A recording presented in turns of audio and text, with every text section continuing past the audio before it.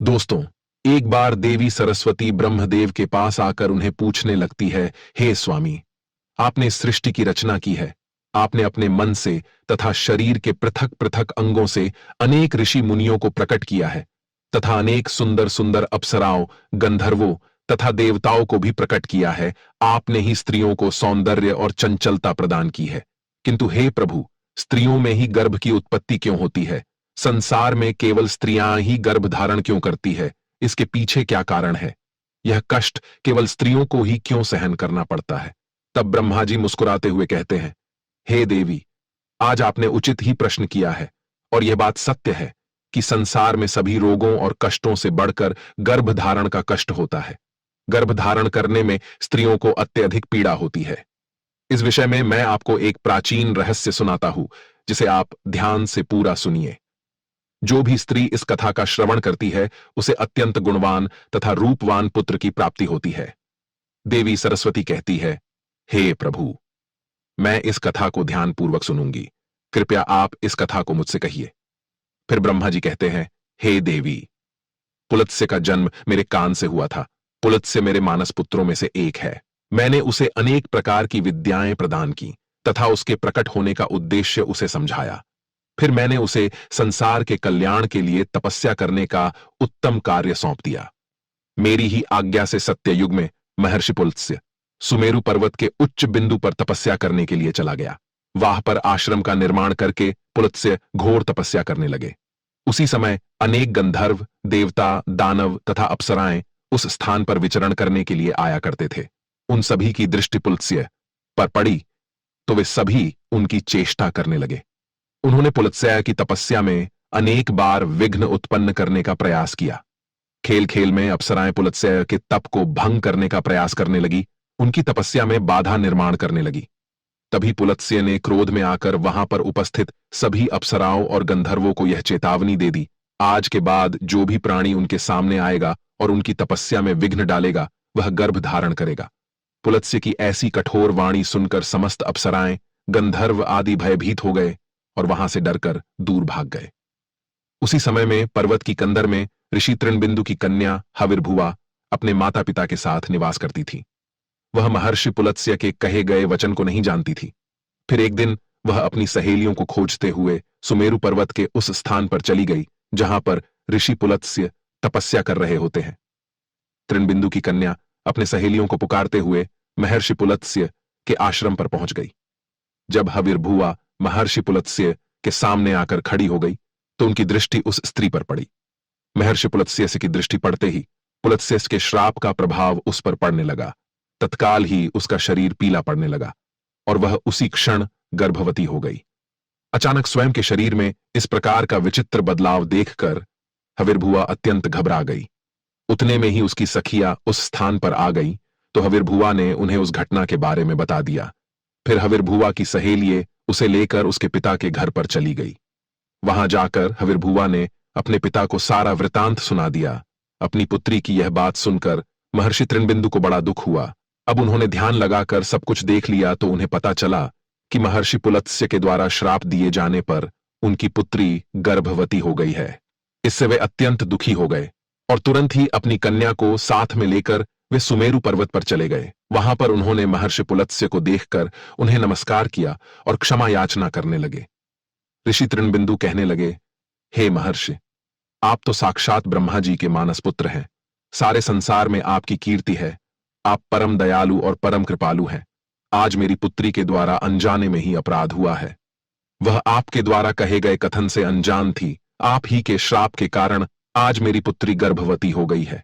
यह संसार की पहली स्त्री है जो गर्भवती बनी है। इसीलिए हे मुनिवर, अब मेरी पुत्री से कौन विवाह करेगा? इसे तो कलंक लग जाएगा। इसीलिए मैं आपसे प्रार्थना करता हूं कि आप मेरी कन्या को पत्नी के स्वरूप में ग्रहण कीजिए।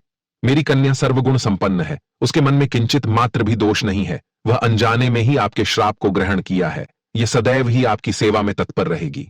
इस प्रकार से ऋषि तृणबिंदु ने आदर पूर्वक महर्षि पुलत्स्य से विनती की। तृणबिंदु के आदर सत्कार और स्तुति से महामुनि पुलत्स्य अत्यंत प्रसन्न हुए और हविर्भुआ को दिए गए श्राप से उन्हें बड़ा दुख हुआ। फिर उन्होंने ऋषि तृणबिंदु को आश्वासन देते हुए कहा, हे मुनिवर, मैं आपकी स्तुति से अत्यंत प्रसन्न हूं। मेरे ही श्राप के कारण तुम्हारी कन्या गर्भवती हुई है, इसीलिए मैं तुम्हारी कन्या को मेरी पत्नी के रूप में ग्रहण करता हूं। इसीलिए तुम अब चिंता ना करो। इस प्रकार से महर्षि पुलत्स्य ने ऋषि तृणबिंदु की कन्या हविर्भुवा को पत्नी के रूप में स्वीकार किया। तदनंतर तृणबिंदु की कन्या हविर्भुवा महर्षि पुलत्स्य के साथ उनके आश्रम पर ही रहने लगी और दिन रात सच्चे हृदय से उनकी सेवा करने लगी। महर्षि पुलत्स्य भी देवी हविर्भुवा की निस्वार्थ सेवा, पतिव्रता धर्म और भक्ति से अत्यंत प्रसन्न हुए और उनसे कहा, हे देवी, मैं तुम्हारी सेवा और भक्ति से अत्यंत प्रसन्न हूं, इसीलिए मैं तुम्हें मेरे ही समान पुत्र की प्राप्ति होने का वरदान देता हूं।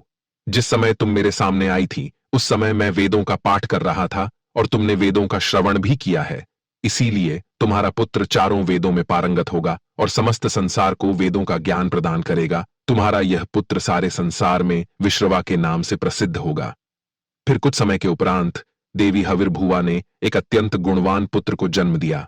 महर्षि पुलत्स्य के कथनानुसार उस पुत्र का नाम विश्रवा रखा गया।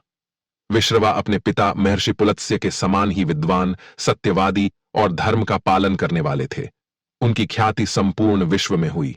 उनकी कीर्ति और महानता को देखते हुए महर्षि भारद्वाज ने अपनी पुत्री इडविला का विवाह उनके साथ कर दिया। फिर मुनि विश्रवा की पत्नी इडविला के गर्भ से एक पुत्र का जन्म हुआ, जिसका नाम वैश्रवण रखा गया। वैश्रवण का ही एक नाम कुबेर है। कुबेर जी ने ब्रह्मा जी को प्रसन्न करने के लिए कठोर तपस्या की। फिर कुबेर की तपस्या से प्रसन्न होकर ब्रह्मदेव ने उन्हें वरदान दिया और उन्हें उत्तर दिशा का स्वामी तथा धनाध्यक्ष बना दिया। इसके साथ ही मन की गति से चलने वाला पुष्पक विमान कुबेर को भेंट दिया। कुबेर जी धन के स्वामी हैं। गंधमादन पर्वत पर स्थित संपत्ति का चौथा भाग कुबेर जी के ही नियंत्रण में है। कुबेर जी ने उस धन का 16वां भाग मनुष्यों को प्रदान किया। महर्षि विश्रवा की दूसरी पत्नी का नाम कैकसी था। एक बार भगवान शिव ने माता पार्वती के लिए अत्यंत सुंदर महल का निर्माण करवाया था, जिसे लंका नाम दिया गया। उस लंका के गृह प्रवेश के समय भगवान शिव ने ऋषि विश्रवा को भी निमंत्रण दिया हुआ था। ऋषि विश्रवा अपनी पत्नी को लेकर लंका के गृह प्रवेश में गए थे। जब भगवान शिव ने ऋषि विश्रवा को दान मांगने के लिए कहा, तब विश्रवा की दुष्ट पत्नी कैकसी ने छल से उन्हें लंका मांगने के लिए विवश कर दिया। और भगवान शिव तो भोलेनाथ है, उन्होंने विश्रवा को लंका दान में दे दी, जिससे माता पार्वती को अत्यंत क्रोध आ गया और उन्होंने कैकसी को श्राप देते हुए कहा, आज तुमने मेरे पति से जिस सोने की लंका को मांगा है, एक दिन वे ही तुम्हारी इस सोने की लंका को जलाकर भस्म कर डालेंगे। जिसके बाद विश्रवा जी ने भगवान शिव द्वारा प्रदान की गई सोने की लंका को अपने पुत्र कुबेर को प्रदान की, किंतु बाद में कैकसी के पुत्र रावण ने कुबेर से वह लंका छीन ली। लेकिन त्रेता युग में भगवान शिव के अवतार हनुमान जी ने उस सोने की लंका को जलाकर भस्म कर डाला। ब्रह्मदेव कहने लगे, हे देवी, इस प्रकार से महर्षि पुलत्स्य के श्राप के कारण संसार की स्त्रियां गर्भवती होती है। मैंने संसार की समस्त स्त्रियों को पुरुषों से भी अधिक सहनशील बनाया है। उनमें हर दुख को सहन करने की क्षमता पुरुषों से अधिक है। इसीलिए स्त्री की रचना करने में मुझे सबसे अधिक समय लगा। गर्भ धारण करना यह स्त्रियों के लिए श्राप रूपी वरदान ही है। मैंने स्त्रियों के अंदर ममता और प्रेम का भाव डाल दिया, जिससे स्त्रियां अपने बालक का लालन पालन कर सके। इस संसार में स्त्रियों की तुलना किसी से नहीं की जा सकती। स्त्रियां ही इस संसार की आधार है। इसीलिए इस संसार की सर्वश्रेष्ठ रचना स्त्री को ही कहा गया है। तो दोस्तों, इस प्रकार से महर्षि पुलत्स्य के श्राप के कारण ही संसार की स्त्रियां गर्भवती होती है। आपको यह कथा कैसी लगी कमेंट करके अवश्य बताएं। जानकारी अच्छी लगी तो वीडियो को लाइक जरूर करें